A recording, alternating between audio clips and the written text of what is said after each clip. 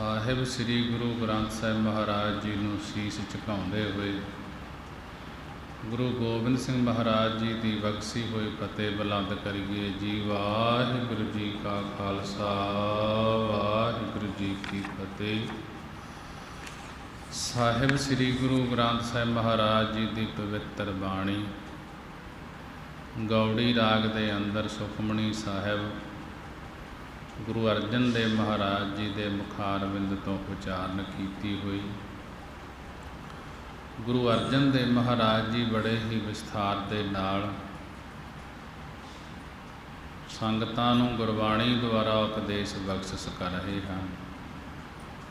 ਮਹਾਰਾਜ ਜੀ ਕਥਨ ਕਰਦੇ ਹਨ, ਜਹ ਆਪ ਰਚਿਓ, ਜਹ ਜਿੱਥੇ ਆਪ ਪਰਮੇਸ਼ਰ ਨੇ ਪਰਪੰਚ ਆਕਾਰ, ਪਰਪੰਚ ਜਗਤ ਦਾ ਆਕਾਰ ਰਚਨਾ ਕੀਤਾ ਹੈ। ਇਹ ਸ੍ਰਿਸ਼ਟੀ ਦੀ ਰਚਨਾ ਕੀਤੀ ਹੈ ਪਰਮੇਸ਼ਰ ਨੇ। ਤਿਹੋ ਗੁਣ ਮੈਂ ਕੀਨੋ ਵਿਸਥਾਰ, ਫਿਰ ਤਿੰਨ ਰਾਸੀ ਤਾਮਸੀ ਸਾਧਕੀ ਗੁਣਾ ਵਿੱਚ ਸੰਸਾਰ ਦਾ ਵਿਸਥਾਰ, ਸੰਸਾਰ ਦਾ ਫਲਾ ਕੀਤਾ ਹੈ। ਗੁਰੂ ਅਰਜਨ ਦੇਵ ਮਹਾਰਾਜ ਜੀ ਸਮਝਾ ਰਹੇ ਹਨ ਕਿ ਜਹ ਆਪ ਰਚਿਓ ਪਰਪੰਚ ਆਕਾਰ, ਜਿੱਥੇ ਆਪ ਪਰਮੇਸ਼ਰ ਨੇ ਪਰਪੰਚ ਜਗਤ ਦਾ ਆਕਾਰ, ਜਗਤ ਦੀ ਸ੍ਰਿਸ਼ਟੀ ਦੀ ਰਚਨਾ ਕੀਤੀ ਹੈ। ਫਿਰ ਤਿੰਨ ਰਾਜਸੀ ਤਾਮਸੀ ਸਾਧਕੀ ਗੁਣਾ ਵਿੱਚ ਸੰਸਾਰ ਨੂੰ ਵਿਸਥਾਰ ਕੀਤਾ ਹੈ, ਸੰਸਾਰ ਦਾ ਫੈਲਾ ਕੀਤਾ ਹੈ, ਸੰਸਾਰ ਨੂੰ ਪੈਦਾ ਕੀਤਾ ਹੈ। ਮਹਾਰਾਜ ਜੀ ਸਮਝਾ ਰਹੇ ਹਨ, ਪਾਪ ਪੁੰਨ ਤੈ ਭਈ ਕਹਾਵਤ, ਤਦੋਂ ਪਾਪ ਮੰਦ ਕਰਮ, ਪੁੰਨ ਸ੍ਰੇਸ਼ਟ ਕਰਮ। ਸ਼ੁਭ ਅਸ਼ੁਭ ਕਰਮਾਂ ਦੀ ਉੱਥੇ ਕਹਾਵਤ, ਉੱਥੇ ਗੱਲਬਾਤ ਹੋਣੀ ਸ਼ੁਰੂ ਹੋਈ ਜਦੋਂ ਪਰਮੇਸ਼ਰ ਨੇ ਇਸ ਪਰਪੰਚ ਨੂੰ, ਇਸ ਸ੍ਰਿਸ਼ਟੀ ਨੂੰ ਰਚਨਾ ਕੀਤਾ ਹੈ ਕਿ ਰਚਨਾ ਕਰਨ ਤੋਂ ਬਾਅਦ ਪਾਪ ਪੁੰਨ ਤਹਿ ਭਈ ਕਹਾਵਤ, ਤਦੋਂ ਪਾਪ ਪੁੰਨ ਮੰਦ ਕਰਮਾਂ ਦੇ ਤੇ ਸ੍ਰੇਸ਼ਟ ਕਰਮਾਂ ਦੇ, ਸ਼ੁਭ ਅਸ਼ੁਭ ਕਰਮਾਂ ਦੀ ਉੱਥੇ ਕਹਾਵਤ, ਉੱਥੇ ਗੱਲਬਾਤ ਸ਼ੁਰੂ ਹੋਈ। ਕੋ ਨਰਕ ਕੋ ਸੁਰਗ ਮਸ਼ਾਵਤ, ਕੋਈ ਪਾਪੀ ਨਰਕਾਂ ਨੂੰ ਭੋਗਣਾ ਕਰਦਾ ਹੈ, ਕੋਈ ਪੁੰਨਵਾਨ ਹੋ ਕੇ ਸਵਰਗਾਂ ਨੂੰ ਚਾਹੁੰਦਾ ਹੈ, ਮਸ਼ਾਵਤ ਕੇ ਸੁਰਗਾਂ ਨੂੰ ਚਾਹੁੰਦਾ ਹੈ। ਕੋ ਨਰਕ ਕੋ ਸੁਰਗ ਮਸ਼ਾਵਤ, ਕੋਈ ਪਾਪੀ ਨਰਕਾਂ ਨੂੰ ਭੋਗਣਾ ਕਰਦਾ ਹੈ ਤੇ ਕੋਈ ਸੁਰਗ ਮਸ਼ਾਵਤ, ਕੋਈ ਪੁੰਨਵਾਨ ਹੋ ਕੇ, ਪੁੰਨੀ ਹੋ ਕੇ ਸਵਰਗਾਂ ਨੂੰ ਚਾਹੁੰਦਾ ਹੈ। ਆਲ ਜਾਲ ਮਾਇਆ ਜੰਜਾਲ, ਕਿ ਮਾਇਆ ਦੇ ਜੰਜਾਲ, ਮਾਇਆ ਦੇ ਬੰਧਨਾਂ ਕਰਕੇ, ਆਲ ਹੁੰਦਾ ਹੈ ਘਰ ਆਦਿਕ ਦੇ, ਬੰਨਣ ਪੈ ਜਾਂਦੇ ਹਨ। ਆਲ ਜਾਲ ਮਾਇਆ ਜੰਜਾਲ, ਕਿ ਮਾਇਆ ਦੇ ਜੰਜਾਲ ਬੰਧਨਾਂ ਕਰਕੇ ਘਰ ਆਦਿਕ ਦੇ ਜਾਲ ਬੰਨਣ ਪੈ ਜਾਂਦੇ ਹਨ। ਹਉਮੈ ਮੋਹ ਭਰਮ ਪੈ ਭਾਰ, ਫਿਰ ਹੰਗਤਾ ਮਮਤਾ ਪਰਿਵਾਰ ਦਾ ਮੋਹ, 5 ਪ੍ਰਕਾਰ ਦਾ ਭਰਮ ਤੇ 7 ਪ੍ਰਕਾਰ ਦਾ ਡਰ, ਅਤੇ ਸਿਰ 'ਤੇ ਪਾਪਾਂ ਆਦਿਕ ਦਾ ਭਾਰ ਵਧਣਾ ਸ਼ੁਰੂ ਹੋ ਜਾਂਦਾ ਹੈ ਜਦੋਂ ਜੀਵ ਇਹ ਮਾਇਆ ਦੇ ਜੰਜਾਲ ਵਿੱਚ ਪੈ ਜਾਂਦਾ ਹੈ। ਦੁੱਖ ਸੁੱਖ ਮਾਨ ਅਪਮਾਨ, ਕਿਸੇ ਨੂੰ ਦੁੱਖ ਕਿਸੇ ਨੂੰ ਸੁੱਖ, ਤੇ ਕਿਸੇ ਨੂੰ ਮਾਨ ਸਤਿਕਾਰ, ਤੇ ਕਿਸੇ ਦੀ ਅਪਮਾਨ ਨਿਰਾਦਰੀ ਹੁੰਦੀ ਹੈ। ਅਨੇਕ ਪ੍ਰਕਾਰ ਕੀਓ ਬਖਾਨ, ਕਿ ਇਹ ਸੰਸਾਰ ਅਨੇਕਾਂ ਪ੍ਰਕਾਰ ਦਾ ਹੈ। ਵੇਦਾਂ ਸ਼ਾਸਤਰਾਂ ਤਤ ਵੇਦਿਆਂ ਨੇ ਇਹੋ ਬਖਾਨ, ਇਹੋ ਕਥਨ ਕੀਤਾ ਹੈ ਕਿ ਕਿਸੇ ਨੂੰ ਦੁੱਖ ਕਿਸੇ ਨੂੰ ਸੁੱਖ, ਤੇ ਕਿਸੇ ਨੂੰ ਮਾਨ ਕਿਸੇ ਨੂੰ ਅਪਮਾਨ ਹੁੰਦਾ ਹੈ। ਇਹ ਸੰਸਾਰ ਅਨੇਕਾਂ ਪ੍ਰਕਾਰ ਦਾ ਵੇਦਾਂ ਸ਼ਾਸਤਰਾਂ ਨੇ ਇਹ ਕਥਨ ਕੀਤਾ ਹੈ। ਆਪਨ ਖੇਲ ਆਪ ਕਰ ਦੇਖੈ, ਇਹ ਸੰਸਾਰ ਦਾ ਸਾਰਾ ਖੇਲ, ਸਾਰਾ ਤਮਾਸ਼ਾ ਹਰੀ ਵਾਹਿਗੁਰੂ ਆਪ ਹੀ ਆਪਣਾ ਦੇਖ ਰਿਹਾ ਹੈ, ਤੇ ਆਪ ਹੀ ਇਹ ਤਮਾਸ਼ੇ ਨੂੰ ਰਚ ਕੇ, ਸੰਸਾਰ ਨੂੰ ਰਚ ਕੇ ਦੇਖਣਾ ਕਰਦਾ ਹੈ। ਖੇਲ ਸੰਕੋਚੈ ਤੋ ਨਾਨਕ ਏਕੈ, ਸਤਿਗੁਰੂ ਗੁਰੂ ਅਰਜਨ ਦੇਵ ਮਹਾਰਾਜ ਜੀ ਕਥਨ ਕਰਦੇ ਹਨ ਕਿ ਜਦ ਆਪਣੇ ਖੇਲ ਆਪਣੇ ਤਮਾਸ਼ੇ ਨੂੰ ਸੰਕੋਚਦਾ ਹੈ ਕਿ ਹੁਣ ਸੰਸਾਰਕ ਰਚਨਾ ਨੂੰ ਸਮੇਟ ਲੈਣਾ ਕਰਾਂ, ਇਸ ਦੀ ਲਯਤਾ ਕਰਾਂ, ਤਦ ਇੱਕ ਦਾ ਇੱਕ ਰੂਪ ਪਰਮੇਸ਼ਰ ਹੀ ਰਹਿ ਜਾਂਦਾ ਹੈ। ਜੈਸਾ ਕਿ ਬਾਜੀਗਰ ਜੈਸੇ ਬਾਜੀ ਪਾਈ, ਨਾਨਾ ਰੂਪ ਭੇਖ ਦਿਖਲਾਈ, ਸਾਂਗ ਉਤਾਰ ਥੰਮਿਓ ਪਸਾਰਾ, ਤਬ ਏਕਾ ਏਕੰਕਾਰਾ। ਜੈਸੇ ਬਾਜੀਗਰ ਬਾਜੀ ਪਾਉਂਦਾ ਹੈ ਤੇ ਨਾਨਾ ਰੂਪ ਭੇਖ ਦਿਖਲਾਈ, ਅਨੇਕਾਂ ਪ੍ਰਕਾਰ ਦੇ ਭੇਖ ਦਿਖਾਉਂਦਾ ਹੈ। ਸਾਂਗ ਉਤਾਰ ਥੰਮਿਓ ਪਸਾਰਾ, ਕਿ ਬੜਾ ਸਾਂਗ ਉਤਾਰਦਾ ਹੈ, ਬੜੇ ਪਸਾਰੇ ਕਰਦਾ ਹੈ। ਉਹ ਪਰਮੇਸ਼ਰ ਸਾਂਗ ਉਤਾਰ ਕੇ, ਬੜੇ ਸਾਂਗ ਉਤਾਰ ਕੇ ਥੰਮਿਓ ਪਸਾਰਾ, ਇਸ ਸੰਸਾਰ ਦਾ ਥੰਮੀਆਂ ਲਾ ਕੇ ਪਸਾਰਾ ਕੀਤਾ ਹੈ। ਤਬ ਏਕੋ ਏਕੰਕਾਰਾ, ਜਦੋਂ ਇਹ ਸੰਸਾਰ ਦੀ ਲਯਤਾ ਹੋ ਜਾਂਦੀ ਹੈ ਤਾਂ ਇੱਕ ਉਹ ਅਕਾਲ ਪੁਰਖ ਹੀ ਰਹਿ ਜਾਂਦਾ ਹੈ। ਜਹ ਅਵਗਤ ਭਗਤ ਤਹ ਆਪ, ਜਿੱਥੇ ਵਿਆਕਤੀ ਰਾਤ ਤੋਂ ਰਹਿਤ ਨਿਰਗੁਣ ਸਰੂਪ, ਅਵਗਤ ਪ੍ਰਾਪਤੀ ਸਰੂਪ, ਗਿਆਨ ਸਰੂਪ, ਦੇਹ ਤੋਂ ਰਹਿਤ ਸਰੂਪ ਸੀ। ਉੱਥੇ ਭਗਤੀ ਕਰਨ ਵਾਲਾ ਪਰਮੇਸ਼ਰ ਦਾ ਆਪਣਾ ਸਰੂਪ ਹੀ ਸੀ। ਜਿੱਥੇ ਵਿਆਕਤੀ ਰਾਤ ਤੋਂ ਰਹਿਤ ਨਿਰਗੁਣ ਸਰੂਪ, ਅਵਗਤ ਪ੍ਰਾਪਤੀ ਸਰੂਪ, ਗਿਆਨ ਸਰੂਪ, ਦੇਹ ਤੋਂ ਰਹਿਤ ਸਰੂਪ ਸੀ, ਉੱਥੇ ਭਗਤੀ ਕਰਨ ਵਾਲਾ ਪਰਮੇਸ਼ਰ ਦਾ ਆਪਣਾ ਹੀ ਸਰੂਪ ਸੀ। ਭਗਤ ਵੱਖਰੇ ਨਹੀਂ ਹਨ। ਜਿੱਥੇ ਪਰਮੇਸ਼ਰ ਦੇ ਭਗਤ ਭਗਤੀ ਕਰਦੇ ਹਨ, ਉੱਥੇ ਪਰਮੇਸ਼ਰ ਆਪ ਹਾਜ਼ਰ ਹੁੰਦਾ ਹੈ। ਜਹ ਪਸਰੈ ਪਸਾਰ ਸੰਤ ਪ੍ਰਤਾਪ, ਜਿੱਥੇ ਵੀ ਸਾਰਾ ਪਸਾਰ, ਸਾਰਾ ਫਲਾ ਪਸਰਿਆ ਹੋਇਆ ਹੈ। ਇਹ ਸ਼ਾਂਤ ਆਤਮਾ ਬੰਦਗੀ ਕਰਨ ਵਾਲਿਆਂ ਦਾ ਤੇਜ ਪ੍ਰਭਾਵ ਵਧਾਉਣ ਵਾਸਤੇ ਉਹ ਪਰਮੇਸ਼ਰ ਦਾ ਆਪਣਾ ਪਸਾਰਾ ਪਸਾਰਿਆ ਹੋਇਆ ਹੈ। ਦੂਹੂੰ ਪਾਖ ਕਾ ਆਪਹਿ ਧਨੀ, ਕਿ ਦੂਹੂੰ ਦੋਨਾਂ ਪੱਖਾਂ ਦਾ ਭਾਵ ਨਿਰਗੁਣ ਸਰੂਪ ਦਾ ਤੇ ਸਰਗੁਣ ਸਰੂਪ ਦਾ ਵੀ, ਪਾਪੀ ਪੁੰਨੀਆਂ ਦਾ, ਲੋਕ ਪਰਲੋਕ ਦਾ, ਆਸਤਕਾਂ ਦਾ ਤੇ ਨਾਸਤਕਾਂ ਦਾ ਆਪ ਹੀ ਧਨੀ, ਆਪ ਹੀ ਉਹ ਪਰਮੇਸ਼ਰ ਮਾਲਕ ਹੈ। ਉਨਕੀ ਸ਼ੋਭਾ ਉਨਹੂੰ ਬਣੀ, ਕਿ ਉਸ ਪਰਮੇਸ਼ਰ ਦੀ ਵੀ ਸ਼ੋਭਾ ਵਡਿਆਈ ਉਸੇ ਨੂੰ ਹੀ ਬਣ ਆਉਂਦੀ ਹੈ ਕਿ ਜੋ ਦੂਹੋਂ ਪਾਖ ਕਾ ਆਪ ਧਣੇ, ਜਿਹੜਾ ਦੋਨਾਂ ਪੱਖਾਂ ਦਾ ਆਪ ਪਰਮੇਸ਼ਰ ਧਨੀ ਹੈ, ਮਾਲਕ ਹੈ। ਉਸ ਪਰਮੇਸ਼ਰ ਦੀ ਸ਼ੋਭਾ ਵਡਿਆਈ ਉਸੇ ਨੂੰ ਹੀ ਬਣ ਆਉਂਦੀ ਹੈ। ਆਪੇ ਕੌਤਕ ਕਰੈ ਆਨੰਦ ਚੋਜ, ਕਿ ਆਪ ਹੀ ਜਗਤ ਦੇ ਤਮਾਸ਼ੇ ਪਰਮੇਸ਼ਰ ਕਰਦਾ ਹੈ। ਜਿਸ ਦੇ ਆਨੰਦ ਦਾ ਇੱਕ ਚੋਜ ਕੌਤਕ ਹਨ, ਜਿਸ ਦੇ ਅਚਰਜ ਕੌਤਕ ਹਨ, ਆਪ ਹੀ ਸਾਰਿਆਂ ਰਸਾਂ ਨੂੰ ਭੋਗਣ ਵਾਲਾ ਹੈ।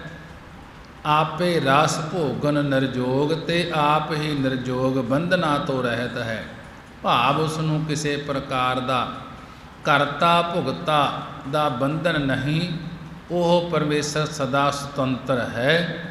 ਜਿਸ ਭਾਵੈ ਤਿਸ ਆਪਨ ਨਾਏ ਲਾਵੈ, ਜਿਸ ਜੀਵ ਦੀ ਸਰਦਾ ਭਾਵਨਾ ਭਾ ਗਈ ਪਰਮੇਸ਼ਰ ਨੂੰ, ਉਸ ਨੂੰ ਪਰਮੇਸ਼ਰ ਆਪਣੇ ਨਾਮ ਵਿੱਚ ਲਾ ਲੈਂਦਾ ਹੈ। ਜਿਸ ਭਾਵੈ ਤਿਸ ਆਪਨ ਨਾਏ ਲਾਏ, ਕਿ ਜਿਸ ਜੀਵ ਦੀ ਸਰਦਾ ਭਾਵਨਾ ਪਰਮੇਸ਼ਰ ਨੂੰ ਚੰਗੀ ਲੱਗੀ, ਉਸ ਨੂੰ ਪਰਮੇਸ਼ਰ ਆਪਣੇ ਨਾਮ ਵਿੱਚ ਲਾ ਲੈਂਦਾ ਹੈ। ਜਿਸ ਜੀਵ ਦੀ ਭਾਵਨਾ ਭਾ ਜਾਏ ਕਿ ਦੁਨੀਆ ਵਿੱਚ ਖੇਲਣ ਵਾਲਾ ਹੈ ਉਹ ਪਰਮੇਸ਼ਰ, ਉਸ ਨੂੰ ਪੰਜਾਂ ਤੱਤਾਂ ਦੀ ਰਚਨਾ ਰਚ ਕੇ ਜੂਨਾਂ ਦੀ ਖੇਡ ਵਿੱਚ ਖਿਡਾਉਂਦਾ ਹੈ। ਜਿਸ ਭਾਵੈ ਤਿਸ ਖੇਲ ਖਿਲਾਵੈ, ਜਿਸ ਨੂੰ ਚਾਹੁੰਦਾ ਹੈ ਉਹ ਪਰਮੇਸ਼ਰ ਉਸ ਨੂੰ ਮਨਮੁਖਤਾ ਕਰਕੇ 84 ਦੇ ਖੇਲ ਵਿੱਚ ਖਿਲਾਉਂਦਾ ਹੈ। ਬੇਸਮਾਰ ਅਥਾਹ ਅਗੰਤ ਅਤੋਲੈ, ਉਹ ਪਰਮੇਸ਼ਰ ਬੇਸਮਾਰ, ਬੇਅੰਤ, ਅਥਾਹ ਅਤਿਅੰਤ ਡੂੰਘਾ, ਅਗੰਤ ਗਿਣਤੀ ਤੋਂ ਰਹਿਤ, ਅਤੋਲੈ ਸ਼ਾਸਤਰਾਂ ਪ੍ਰਮਾਣ ਰੂਪੀ ਬੱਟਿਆਂ ਨਾਲ ਤੋਲਣ ਤੋਂ ਰਹਿਤ ਹੈ। ਜਿਉਂ ਬੁਲਾਵਹੁ ਤਿਉਂ ਨਾਨਕ ਦਾਸ ਬੋਲੇ। ਗੁਰੂ ਅਰਜਨ ਦੇਵ ਮਹਾਰਾਜ ਜੀ ਕਥਨ ਕਰਦੇ ਹਨ ਕਿ ਇਹ ਸੱਚੇ ਪਾਤਸ਼ਾਹ ਜਿਵੇਂ ਸਾਨੂੰ ਆਪ ਜੀ ਬੁਲਾਉਂਦੇ ਹੋ ਉਸੇ ਤਰ੍ਹਾਂ ਅਸੀਂ ਆਪ ਜੀ ਦੇ ਸੇਵਕ ਬੋਲਦੇ ਹਾਂ। ਜਿਉਂ ਬੁਲਾਵਹੁ ਤਿਉਂ ਨਾਨਕ ਦਾਸ ਬੋਲੇ। ਸਤਿਗੁਰੂ ਜੀ ਕਥਨ ਕਰਦੇ ਹਨ ਕਿ ਹੇ ਸੱਚੇ ਪਾਤਸ਼ਾਹ ਜਿਵੇਂ ਸਾਨੂੰ ਆਪ ਜੀ ਬੁਲਾਉਂਦੇ ਹੋ ਉਸੇ ਤਰ੍ਹਾਂ ਅਸੀਂ ਆਪ ਜੀ ਦੇ ਸੇਵਕ ਬੋਲਦੇ ਹਾਂ। ਸਲੋਕ ਜੀ ਜੰਤ ਕੇ ਠਾਕੁਰਾ ਆਪੇ ਬਰਤਨਹਾਰ। ਨਾਨਕ ਏਕੋ ਪਸਰਿਆ ਦੂਜਾ ਕਹਿ ਦ੍ਰਿਸ਼ਟਾਰ। ਸਲੋਕ ਦੇ ਅੰਦਰ ਗੁਰੂ ਅਰਜਨ ਦੇਵ ਮਹਾਰਾਜ ਜੀ ਬੜੇ ਹੀ ਵਿਸਥਾਰ ਦੇ ਨਾਲ ਸਮਝਾ ਰਹੇ ਹਨ। ਜੀ ਜੰਤ ਕੇ ਠਾਕੁਰਾ ਕਿ ਹੇ ਸਾਰੇ ਜੀਵਾਂ ਜੰਤੂਆਂ ਦੇ ਠਾਕੁਰਾ ਸੁਆਮੀ ਪਰਮੇਸ਼ਰ ਆਪੇ ਵਰਤਣਹਾਰ, ਆਪ ਹੀ ਸਾਰਿਆਂ ਵਿੱਚ ਵਰਤਣੇ ਵਾਲਾ ਹੈ। ਹਰੇਕ ਜੀਵ ਦੇ ਅੰਦਰ ਆਪ ਹੀ ਵਸ ਰਿਹਾ ਹੈ। ਜੀ ਜੰਤ ਕੇ ਠਾਕੁਰਾ ਕਿ ਹੇ ਸਾਰੇ ਜੀਵਾਂ ਜੰਤੂਆਂ ਦੇ ਸੁਆਮੀ ਪਰਮੇਸ਼ਰ ਆਪੇ ਵਰਤਣਹਾਰ, ਆਪ ਹੀ ਸਾਰਿਆਂ ਵਿੱਚ ਵਰਤਣਹਾਰ ਵਰਤਣੇ ਵਾਲਾ ਹੈ। ਨਾਨਕ ਏਕੋ ਪਸਰਿਆ। ਸਤਿਗੁਰੂ ਜੀ ਕਥਨ ਕਰਦੇ ਹਨ ਕਿ ਜਦ ਤੇਰਾ ਇੱਕੋ ਰੂਪ ਹੀ ਸਾਰੇ ਥਾਵਾਂ ਵਿੱਚ ਪਸਰਿਆ ਫੈਲ ਰਿਹਾ ਹੈ ਤਾਂ ਦੂਜਾ ਕਹੇ ਦ੍ਰਿਸ਼ਟਾਰ ਕਿ ਦੂਸਰਾ ਕੋਈ ਕਿੱਥੇ ਦ੍ਰਿਸ਼ਟਾਰ ਕਿ ਦੇਖਣ ਵਿੱਚ ਆਉਂਦਾ ਹੈ। ਹੇ ਭਾਈ ਸਾਰਿਆਂ ਥਾਵਾਂ ਵਿੱਚ ਇੱਕੋ ਪਰਮੇਸ਼ਰ ਹੀ ਪਸਰਿਆ ਹੋਇਆ ਹੈ, ਫੈਲਿਆ ਹੋਇਆ ਹੈ। ਦੂਸਰਾ ਕਿੱਥੇ ਤੁਸੀਂ ਦੇਖਣ ਜਾ ਰਹੇ ਹੋ। ਜਿਸ ਪ੍ਰਕਾਰ ਜਿਵੇਂ ਕਿਸੇ ਦੀ ਨਿਗਾਹ ਵਿੱਚ ਦੋਸ਼ ਹੋਵੇ ਉਸ ਨੂੰ ਆਕਾਸ਼ ਦੋ ਚੰਦਰਮਾ ਪ੍ਰਤੀਤ ਹੁੰਦੇ ਹਨ। ਆਕਾਸ਼ ਦੇ ਵਿੱਚ ਜਿਸ ਦੀ ਨਿਗਾਹ 'ਚ ਫਰਕ ਹੋਵੇ ਉਸ ਨੂੰ ਆਕਾਸ਼ ਦੇ ਵਿੱਚ ਜੋ ਦੋ ਚੰਦਰਮਾ ਪ੍ਰਤੀਤ ਹੁੰਦੇ ਹਨ ਅਤੇ ਜਿਸ ਦੀ ਨਜ਼ਰ ਸਾਫ਼ ਹੋਵੇ ਉਸ ਨੂੰ ਸਾਫ਼ ਇੱਕ ਹੀ ਚੰਦਰਮਾ ਦਿਸੇਗਾ। ਇਸੇ ਤਰ੍ਹਾਂ ਜਿਨ੍ਹਾਂ ਦੇ ਅੰਦਰ ਦਵੈਤ ਹੈ ਉਹਨਾਂ ਨੂੰ ਦੋ ਪ੍ਰਕਾਰ ਦਾ ਪ੍ਰਤੀਤ ਹੋ ਰਿਹਾ ਹੈ। ਜਿਨ੍ਹਾਂ ਦੀ ਵਿਚਾਰ ਰੂਪੀ ਨਿਗਾਹ ਭਾਵ ਬਿਰਤੀ ਸਾਫ਼ ਹੈ ਉਹਨਾਂ ਨੂੰ ਦੂਸਰਾ ਪੁਣਾ ਪ੍ਰਤੀਤ ਨਹੀਂ ਹੁੰਦਾ। ਉਹ ਕੇਵਲ ਇੱਕੋ ਵਾਹਿਗੁਰੂ ਦੇ ਕੌਤਕ ਦੇਖਦੇ ਹਨ। ਅਸ਼ਟਪਦੀ ਆਪ ਕਥੈ ਆਪ ਸੁਨਨੈ ਹਾਰ, ਆਪਹਿ ਏਕ ਆਪ ਵਿਸਥਾਰ। ਅਸ਼ਟਪਦੀ ਦੇ ਅੰਦਰ ਗੁਰੂ ਅਰਜਨ ਦੇਵ ਮਹਾਰਾਜ ਜੀ ਸਮਝਾ ਰਹੇ ਹਨ ਆਪ ਕਥੈ ਆਪ ਸੁਨਨੈ ਹਾਰ। ਹਰੀ ਵਾਹਿਗੁਰੂ ਪਰਮੇਸ਼ਰ ਆਪ ਹੀ ਕਥਨ ਕਰਨ ਵਾਲਾ ਗੁਰੂ ਸਰੂਪ ਬਗਤਾ ਹੈ ਤੇ ਆਪ ਹੀ ਸਿੱਖ ਰੂਪ ਵਿੱਚ ਸਰੋਤਾ ਹੋ ਕੇ ਹਿਰਦੇ ਵਿੱਚ ਸੁਣਨਾ ਹਰ ਸੁਣਨ ਵਾਲਾ ਹੈ। ਭਾਵ ਆਪ ਹੀ ਕਥਨ ਕਰਨ ਵਾਲਾ ਤੇ ਆਪ ਹੀ ਸੁਣਨ ਵਾਲਾ ਹੈ। ਆਪ ਹੀ ਏਕ ਆਪ ਵਿਸਥਾਰ, ਆਪ ਹੀ ਇੱਕ ਅਦਵੈਤ ਨਿਰਗੁਣ ਸਰੂਪ ਹੈ ਤੇ ਆਪ ਹੀ ਸਰਗੁਣ ਸਰੂਪ ਧਾਰ ਕੇ ਰੋਮ ਰੋਮ ਵਿੱਚ ਕਰੋੜਾਂ ਖੰਡਾਂ ਬ੍ਰਹਿਮੰਡਾਂ ਦਾ ਪਸਾਰਾ ਕੀਤਾ ਹੈ। ਜਾਂ ਤਿਸ ਭਾਵੈ ਤਾਂ ਸ੍ਰਿਸ਼ਟ ਉਪਾਏ। ਜਦੋਂ ਉਸ ਵਾਹਿਗੁਰੂ ਨੂੰ ਭਾਉਂਦਾ ਹੈ ਤਦ ਸ੍ਰਿਸ਼ਟੀ ਨੂੰ ਜਗਤ ਨੂੰ ਉਪਾਏ ਪੈਦਾ ਕਰ ਲੈਂਦਾ ਹੈ।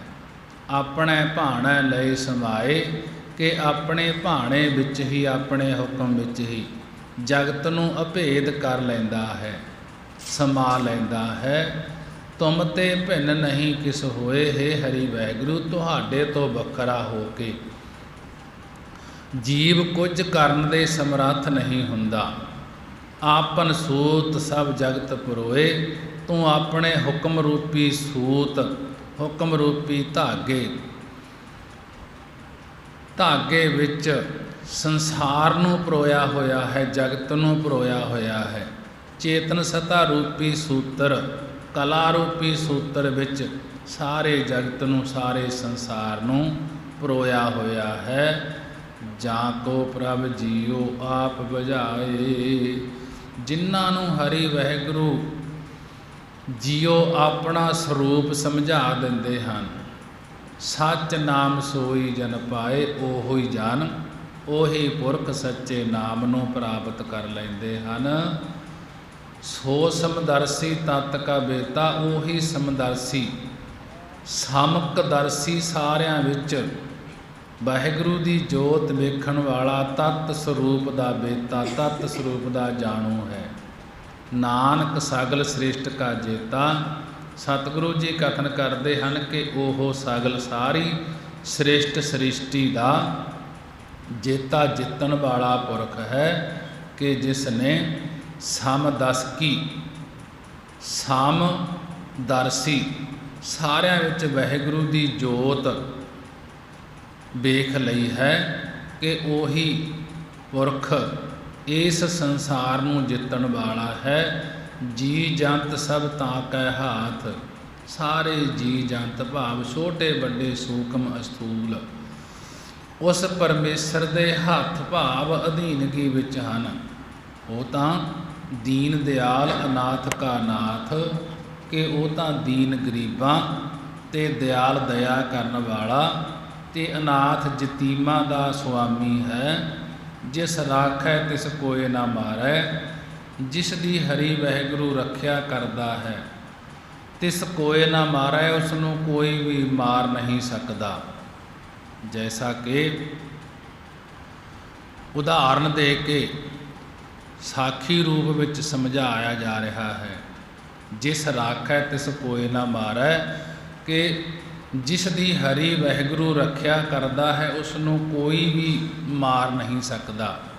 ਜਿਵੇਂ ਕਿ ਇੱਕ ਹਿਰਨੀ ਗਰਭਵਤੀ ਜੰਗਲ ਵਿੱਚ ਆਪਣੇ ਸੁੱਖ ਦੀ ਨੀਂਦ ਵਿੱਚ ਸੁੱਤੀ ਪਈ ਸੀ। ਸ਼ਿਕਾਰੀ ਨੇ ਜਦੋਂ ਦੂਰੋਂ ਆ ਕੇ ਵੇਖਿਆ ਕਿ ਹਿਰਨੀ ਸੁੱਤੀ ਪਈ ਹੈ ਤਾਂ ਉਸਨੇ ਹਿਰਨੀ ਦੇ ਸਾਰੇ ਰਸਤੇ ਬੰਦ ਕਰ ਦਿੱਤੇ ਚਾਰ ਸਪੇਰੋਂ। ਇੱਕ ਪਾਸੇ ਜਾਲ ਲਾ ਦਿੱਤਾ, ਦੂਸਰੇ ਪਾਸੇ ਅੱਗ ਬਾਲ ਦਿੱਤੀ, ਤੀਸਰੇ ਪਾਸੇ ਕੁੱਤਾ ਖੜਾ ਕਰ ਦਿੱਤਾ ਅਤੇ ਚੌਥੇ ਪਾਸੇ ਆਪ ਸ਼ਿਕਾਰੀ ਧਨੁੱਖ ਬਾਣ ਖਿੱਚ ਕੇ ਖਲੋ ਗਿਆ। ਅੱਗ ਦੇ ਭਾਂਬੜ ਮੱਚਣ ਨਾਲ ਆਵਾਜ਼ ਸੁਣ ਕੇ ਕਿ ਸੇਕ ਲੱਗਣ ਕਰਕੇ ਹਿਰਨੀ ਉੱਠ ਕੇ ਜਦੋਂ ਦੌੜਨ ਲੱਗੀ ਤਾਂ ਕੀ ਵੇਖਿਆ ਕਿ ਅੱਗੇ ਜਾਲ ਬੁਣਿਆ ਪਿਆ ਹੈ ਇੱਕ ਰਸਤੇ, ਦੂਸਰੇ ਪਾਸੇ ਗਈ ਤਾਂ ਕੁੱਤਾ ਖੜਾ ਹੈ, ਤੀਜੇ ਪਾਸੇ ਗਈ ਤਾਂ ਸ਼ਿਕਾਰੀ ਆਪ ਬਾਣ ਖਿੱਚ ਕੇ ਖੜਾ ਹੈ। ਪਰ ਰਸਤੇ ਬੰਦ ਵੇਖ ਕੇ ਨਿਰਾਸ਼ ਹੋ ਕੇ ਹਰੀ ਵਾਹਿਗੁਰੂ ਨੂੰ ਯਾਦ ਕਰਦੀ ਹੋਈ ਇਸ ਤਰ੍ਹਾਂ ਬੇਨਤੀਆਂ ਕਰਨ ਲੱਗੀ। ਸੰਕਟ ਕੱਟੋ ਮਰਾਰੀ ਹਮਾਰਾ, ਸੰਕਟ ਕੱਟੋ ਮਰਾਰੀ। ਸੰਕਟ ਮੈਂ ਇੱਕ ਸੰਕਟ ਬਣਿਓ, ਅਰਜ ਕਰੋ ਮ੍ਰਿਗ ਨਾਰੀ। ਏਕ ਓਰਲੇ ਬਾਵਰ ਗਾਡੀ, ਏਕ ਔਰ ਅੱਗ ਜਾਰੀ। ਏਕ ਔਰ ਸੁਆਨ ਕੀਓ ਠਾਂਡੋ, ਏਕ ਔਰ ਫੰਦਕਾਰੀ। ਉਸ ਵੇਲੇ ਜਦੋਂ ਇਹ ਅਰਦਾਸਾਂ ਕੀਤੀਆਂ, ਪਰਮੇਸ਼ਰ ਦੇ ਅੱਗੇ ਯਾਦ ਕੀਤਾ ਕਿ ਸੰਕਟ ਕੱਟੋ ਮਰਾਰੀ, ਹਮਰਾ ਸੰਕਟ ਕੱਟੋ ਮਰਾਰੀ। ਕਿ ਮਿਰਗਣੀ ਨੇ ਜਦੋਂ ਪਰਮੇਸ਼ਰ ਅੱਗੇ ਅਰਦਾਸਾਂ ਕੀਤੀਆਂ ਕਿ ਮਹਾਰਾਜ ਮੈਨੂੰ ਇਹ ਸੰਕਟ ਪੈ ਗਿਆ, ਚਾਰ ਸਪੇਰਿਓਂ ਘੇਰਾ ਪੈ ਗਿਆ, ਕਿ ਇਸ ਸੰਕਟ ਦੇ ਵਿੱਚ ਮੇਰੀ ਸਹਾਇਤਾ ਕਰੋ। ਕਿ ਚਾਰੇ ਰਸਤੇ ਬੰਦ ਹੋ ਗਏ। ਉਸ ਵੇਲੇ ਭਗਵਾਨ ਨੇ ਆਪਣੇ ਸੰਕਲਪ ਮਾਤਰ ਨਾਲ ਉਸ ਦੇ ਚਾਰੇ ਰਸਤੇ ਖੋਲ੍ਹ ਦਿੱਤੇ। ਉਹ ਕੈਸੇ ਖੁੱਲ੍ਹੇ ਕਿ ਉਲਟਤ ਪਾਵਨ ਲੈ ਬਾਵਰ ਜਾਰੀ, ਸੁਆਨ ਗਇਓ ਸਸਕਾਰੀ। ਭੂਮ ਹੀ ਤੇ ਸਰਪ ਜੋ ਨਿਕਸਿਓ, ਜਾਏ ਬਸਿਓ ਜਾਏ ਡਸਿਓ ਫੰਦਕਾਰੀ। ਕੋਦਤ ਫਾਂਦਤ ਮ੍ਰਿਗਨੀ ਨਿਕਸੀ, ਉਵਰੀ ਸਰਨ ਤੁਮਾਰੀ। ਕਿ ਜਦੋਂ ਪਰਮੇਸ਼ਰ ਨੇ ਉਸ ਦੇ ਸੰਕਟ ਨੂੰ ਦੂਰ ਕੀਤਾ, ਪਹਿਲਾਂ ਬੜੀ ਤੇਜ਼ ਹਨੇਰੀ ਚੱਲੀ ਕਿ ਉਲਟਤ ਪਾਵਨ ਲੈ ਬਾਵਰ ਜਾਰੀ, ਕਿ ਪਹਿਲਾਂ ਬੜੀ ਤੇਜ਼ ਹਨੇਰੀ ਚੱਲੀ, ਜਿਸ ਨੇ ਜਾਲ ਤੋੜ ਕੇ ਅੱਗ ਵਿੱਚ ਸੁੱਟ ਦਿੱਤਾ। ਫਿਰ ਵਰਖਾ ਪੈਣ ਦੇ ਨਾਲ ਅੱਗ ਵੀ ਸ਼ਾਂਤ ਹੋ ਗਈ। ਫਿਰ ਸ਼ਿਕਾਰੀ ਤੇਜ਼ੀ ਨਾਲ ਉਸ ਦੇ ਤੀਰ ਮਾਰ ਲੱਗਿਆ ਤਾਂ ਪਿੱਛੋਂ ਝਾੜ ਵਿੱਚੋਂ ਜ਼ਹਿਰੀਲੇ ਸੱਪ ਨੇ ਨਿਕਲ ਕੇ ਡੰਗ ਮਾਰਿਆ, ਤੇ ਡੰਗ ਮਾਰਨ ਕਰਕੇ ਸ਼ਿਕਾਰੀ ਦਾ ਹੱਥ ਹਿੱਲਿਆ ਤਾਂ ਬਾਣ ਮਿਰਗਣੀ ਦੇ ਬਜਾਏ ਕੁੱਤੇ ਦੇ ਜਾ ਵੱਜਿਆ, ਤੇ ਸ਼ਿਕਾਰੀ ਵੀ ਦੋਵੇਂ, ਕੁੱਤਾ ਤੇ ਸ਼ਿਕਾਰੀ ਦੋਵੇਂ ਮ੍ਰਿਤੂ ਹੋ ਗਏ, ਦੋਨੇ ਮਰ ਗਏ। ਇਸ ਤਰ੍ਹਾਂ ਹਰੀ ਵਾਹਿਗੁਰੂ ਨੇ ਹਿਰਨੀ ਦੇ ਚਾਰੇ ਰਸਤੇ ਖੋਲ੍ਹ ਦਿੱਤੇ, ਤੇ ਹਿਰਨੀ ਬੜੇ ਆਨੰਦ ਨਾਲ ਜੰਗਲ ਵਿੱਚ ਵਿਚਰਨ ਲੱਗੀ ਕਿ ਜਿਸ ਰਾਖੈ ਤਿਸ ਕੋਇ ਨਾ ਮਾਰੈ, ਜਿਸ ਦੀ ਹਰੀ ਵਾਹਿਗੁਰੂ ਰੱਖਿਆ ਕਰਦਾ ਹੈ ਉਸ ਨੂੰ ਕੋਈ ਵੀ ਮਾਰ ਨਹੀਂ ਸਕਦਾ। ਸੋ ਮੂਆ ਜਿਸ ਮਨਹੁ ਵਿਸਾਰੈ, ਉਹ ਜੀਵ ਮੂਆ ਵਰਗਿਆ ਸਮਝੋ ਜਿਸ ਨੂੰ ਪਰਮੇਸ਼ਰ ਨੇ ਮਨਹੁ ਹਿਰਦੇ ਵਿੱਚੋਂ ਭੁਲਾ ਦਿੱਤਾ ਹੈ। ਜਿਸ ਨੇ ਮਨ ਦੇ ਵਿੱਚੋਂ ਪਰਮੇਸ਼ਰ ਨੂੰ ਭੁਲਾ ਦਿੱਤਾ ਹੈ, ਉਹ ਮਰ ਗਿਆ ਸਮਝੋ। ਜਿਸ ਨੇ ਹਰੀ ਅਕਾਲ ਪੁਰਖ ਵਾਹਿਗੁਰੂ ਨੂੰ ਹਿਰਦੇ ਵਿੱਚੋਂ ਵਿਸਾਰ ਦਿੱਤਾ ਹੈ, ਉਹ